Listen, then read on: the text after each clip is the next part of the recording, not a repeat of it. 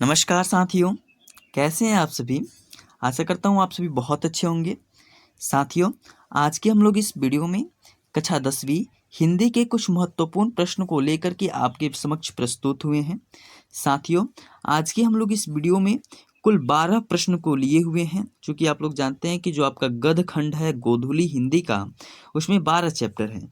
हमने पर चैप्टर से एक-एक क्वेश्चन लिया हुआ है और ऐसी संभावना है कि आपकी बोर्ड परीक्षा में हूबहू ऐसे प्रश्न को देखने को भी मिल सकते हैं या इससे अगल-बगल के कुछ प्रश्न आपकी बोर्ड परीक्षा में आ सकते हैं, ठीक है?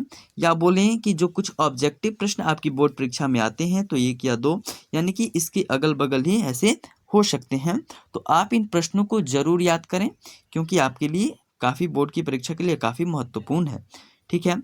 चलिए पहला क्वेश्चन देखते हैं कि जो डॉक्टर भीमराव अंबेडकर हैं वह किस विडंबना की बात करते हैं और विडंबना का स्वरूप क्या है। तो जो डॉक्टर भीमराव अंबेडकर हैं वह जाति प्रथा की विडंबना मानते हैं और यह मजाक का विषय इसलिए है क्योंकि शिक्षा और सभ्यता के विकास के बावजूद भी इस प्रथा के जो पोषक हैं वह बड़ी संख्या में हैं। इसका स्वरूप जाति विभाजन के साथ साथ श्रमिक विभाजन से भी है, ठीक है। दूसरा प्रश्न है कि मैक्स मुलर की दृष्टि से सच्चे भारत के दर्शन कहाँ हो सकते हैं और क्यों। तो मैक्स मुलर की दृष्टि से सच्चे भारत के जो दर्शन हैं वह मुंबई, कोलकाता, चेन्नई जैसे शहरों में नहीं बल्कि भारत के गांवों में हो सकते हैं। इसलिए क्योंकि इसकी जो सर्वाधिक आबादी होती है वह गांवों में बसती है, वहीं हार्दिक संपन्नता और आर्थिक विपन्नता है, ठीक है। धर्म और इतिहास के अवशेष भी गांव में ही क्या रहते हैं, सुरक्षित होते हैं। और इस प्रश्न से जुड़ा एक और प्रश्न भी आ सकता है कि यह बताइए कि धर्मों की दृष्टि से भारत का क्या महत्व है। तो धर्मों की दृष्टि से भारत का यही महत्व है कि भारत में सभी धर्म के लोग निष्पक्ष एकदम कि बिना भेदभाव के रह सकते हैं। ऐसा भारत के संविधान में रचित है, ठीक है। प्रश्न नंबर तीसरा है कि कासू और मदन के बीच झगड़े का क्या कारण था। इस प्रसंग द्वारा लेखक क्या दिखलाना चाहता है। तो कासू और मदन के बीच झगड़े का जो कारण था वह कासू का लट्टू खेलना, यानी कि जब कासू अगर लट्टू खेला है तो और ललक खेलने की ललक है और मदन द्वारा उसे न खिलाने से इनकार करना था। मतलब जो कासू था वह लट्टू खेलना चाहता था लेकिन मदन जो था उसे क्या करना चाहता था, वह लट्टू खेलने से इनकार कर दिया कि उसे खिलाना नहीं चाहता था। लेखक इसके द्वारा बच्चों की जो ईर्ष्या है आपस में और इनकार दिखाना चाहते हैं, ठीक है। 4 नंबर प्रश्न है कि मनुष्य बार बार नाखून क्यों काटता है। जो मनुष्य होता है वो अपने नाखूनों को बार बार क्यों काटता है। तो क्योंकि जो मनुष्य है वह नहीं चाहता कि बर्बरी का कोई भी निशान ही उसमें रहे, जिसके कारण मनुष्य अपने नाखूनों को क्या कर देता है भाई, बार बार काट देता है, ठीक है। 5 नंबर प्रश्न है कि देवनागरी लिपि की अक्षरों में स्थिरता कैसे आई है। आखिर यह जो देवनागरी लिपि है इसके अक्षरों में स्थिरता किस प्रकार आ गई है। तो बोला जा रहा है कि लगभग 200 साल पहले छापाखाने के लिए देवनागरी लिपि बनी थी। तब से अनेक पुस्तकें छपनी शुरू हो गई। केंद्रीय हिंदी निदेशालय जो था वह विभिन्न साहित्यिक और विद्वानों ने इस लिपि में सुधार कर प्रेस तथा कंप्यूटर के लायक भी बना दिया, जिसके कारण इसके शब्दों में क्या हुआ, इसके अक्षरों में स्थिरता आ गई, ठीक है। 6 नंबर प्रश्न है कि किन कारणों से बहादुर ने एक दिन लेखक का घर छोड़ दिया। तो रातों दिन लेखक के पुत्र द्वारा पिटाई करने पर भी रातों दिन जो क्या करता था, लेखक का जो पुत्र था वह उसको इसको बहादुर को पिटाई कर दिया करता था। और आप लोग कमेंट बॉक्स में ज़रूर बताइए कि बहादुर कहाँ का रहने वाला था, ठीक है। और पिटाई करने पर मालकिन की तमाचाबाजी भी होती थी और जो उसकी घर की मालकिन थी अर्थात लेखक की पत्नी उसको पीटती भी थी और अंततः चोरी के झूठे आरोप के और उस पर चोरी का झूठा आरोप भी उन्होंने मढ़ दिया था, जिसके कारण बहादुर ने लेखक का घर छोड़ दिया। 7 नंबर प्रश्न है कि परंपरा ज्ञान किनके लिए आवश्यक है और क्यों। तो जो लोग साहित्य के युग में परिवर्तन करना चाहते हैं और जो लकीर के फ़कीर नहीं हैं और जो रूढ़ियाँ तोड़ करके क्रांतिकारी साहित्य की रचना करना चाहते हैं, उनके लिए साहित्य की परंपरा का ज्ञान जरूरी है। ऐसा इसलिए क्योंकि साहित्य की जो परंपरा है वह ज्ञान से ही प्रतिवादी दृष्टिकोण विकसित होता है और परिवर्तन मूलक साहित्य का जन्म होता है, ठीक है। 8 नंबर प्रश्न है कि पंडित बिरजू महाराज कौन कौन से वाद्य यंत्र बजाते थे? तो जो पंडित बिरजू महाराज थे एक महान नर्तक थे, क्योंकि उनको नर्तक के क्षेत्र में उनका ही नाम है, तो इसलिए वो महान नर्तक थे और उनके कार्यक्रम देश के विभिन्न कोने में हुआ करता था। लेकिन नर्तक के अलावा वाद्य वादन का भी उनको काफ़ी ज़्यादा शौक था।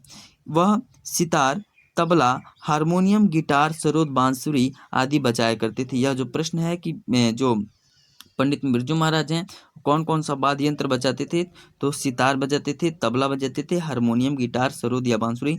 इनको याद रखिएगा, ऑब्जेक्टिव या सब्जेक्टिव में पूछ सकता है। ठीक है। 9 नंबर प्रश्न है कि अशोक वाजपेयी को नदी तट पर बैठा क्या अनुभव होता था?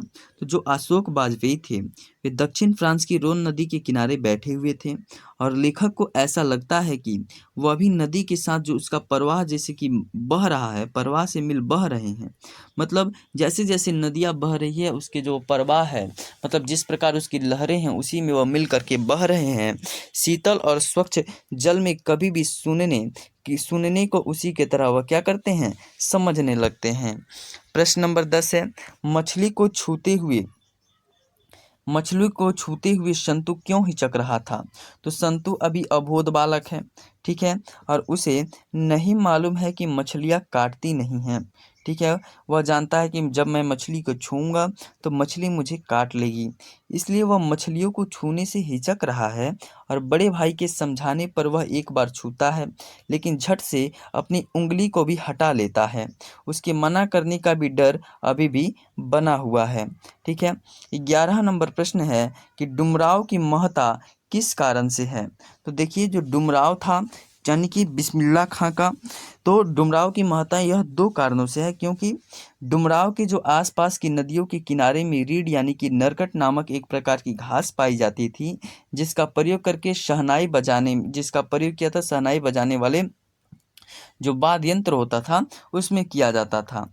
और शहनाई के जो शहंशाह बिस्मिल्लाह खान हैं उनका पैतृक निवास भी यहीं है, क्योंकि उनके परदादा वहाँ के निवासी थे और उनके खानदान के जो लोग थे वह भी शहनाई बजाते थे।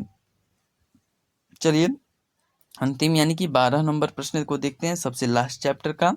तो बोला जा रहा है कि गांधी जी की तरह सामंजस्य को भारत के लिए बेहतर क्यों मानते हैं और क्यों? गांधी जी की तरह के गांधी जी जो हैं वह सामंजस्य को भारत के लिए बेहतर क्यों मानते हैं?